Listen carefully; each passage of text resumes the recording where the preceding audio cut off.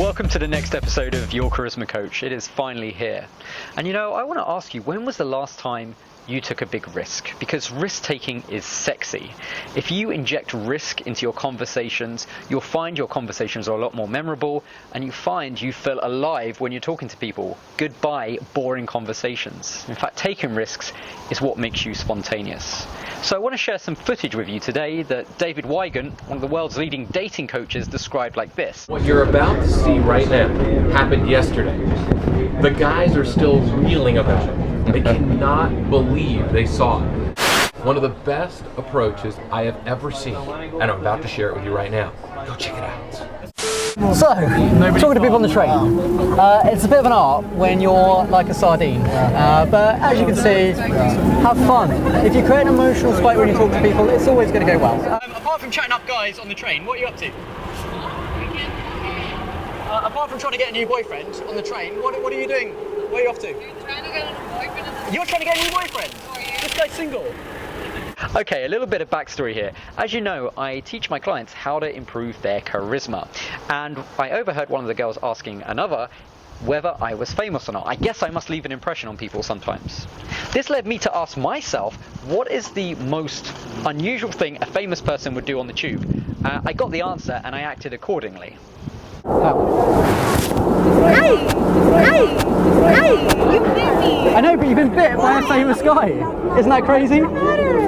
Hey! How did it feel being bitten by a famous guy? It's the first time. It's the first time. Yeah. Special. I feel dizzy. Oh, okay. You know, I bite myself sometimes. So. Hey! And you do mathematics, geography, literature. You go through them all. Psychology. Trying to guess where I'm from. Let's see if you're. Oh, you will Okay, never guess where she's from. Okay, so, say a sentence. My name is Maria Teresa. Maria Teresa. I reckon you're from Nicaragua. Oh my god, no, he heard. No, that was my guess. You said it. You heard us. Here's why. Because you said... No, we told them outside. Oh my god, I got really... Do you know what? I totally guessed that, and I'll tell you how. I didn't know. When you said, see if you can guess where I'm from, and you had a Spanish accent, I'm thinking probably South America, but it's not going to be a popular country. So it's going to be one of the ones between Mexico and Brazil and Argentina. Now, Brazil, Argentina, and Mexico would have been the most obvious choices. No, that's not true. Because there are five Central American countries. The most popular one is Costa Rica. So if you would have really guessed, you would probably have said Costa Rica. But my friend Mike has just got back from Costa Rica after going to Nicaragua. Okay. And so that's why the two are in my mind. I can't guess anything else. I can't say you were born in September or something like that, or whatever. I don't know. It'll be guesswork. Hang on, is this Green Park? We have to get off the actually. That's it, huh? Yeah. Alright, let's go. We have to change it. Guys, we also get Thank you for using him. Bye. Okay, so I'm not recommending you go out and randomly bite people on the subway. Well, not yet. What you need to develop first is social calibration. This is the skill that allows you to make educated guesses of what you can get away with and what you can't. In fact, if you've ever met somebody who can get away with pretty much everything, it's because they have very developed levels of social calibration.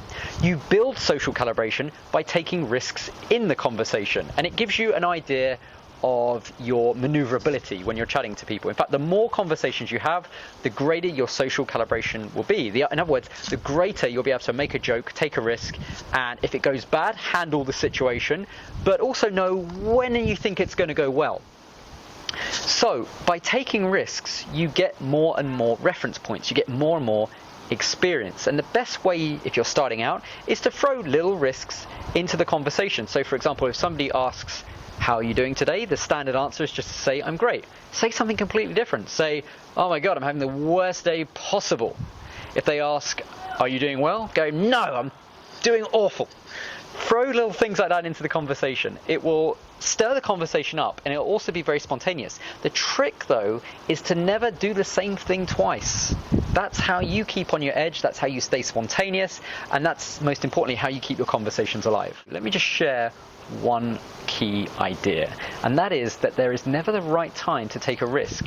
However, there is too late. So if you see situations that you can maybe inject some spontaneity into, you can maybe make more playful, go for it. it's not going to feel like the perfect time. You're going to feel a bit nervous, and that's because you don't know what the outcome is. It's because you're taking a risk. What I can guarantee is if you do it, you're going to feel alive. Now, if you'd like to find out more great tips like this and also how to work with me, head over to my website, yourcharismacoach.com. You'll find a free ebook on there that's going to help you develop your conversation skills and inject more charisma into your conversations so you can connect with people easily, everywhere and anywhere. The book's free, so head on over there, go and grab yourself a copy. In the meantime, I'll see you on the next episode of Your Charisma Coach. And also, subscribe to this channel. It's pretty damn good. Framing. Right. Rejection framing. You did say before we did this interview you would not ask me to reveal this on camera. And now I am. So. If I have an unfortunate accident on the way home. All right, let's do it. Let's do it. This is another great thing to know if you're going for a job interview. It's called projection framing.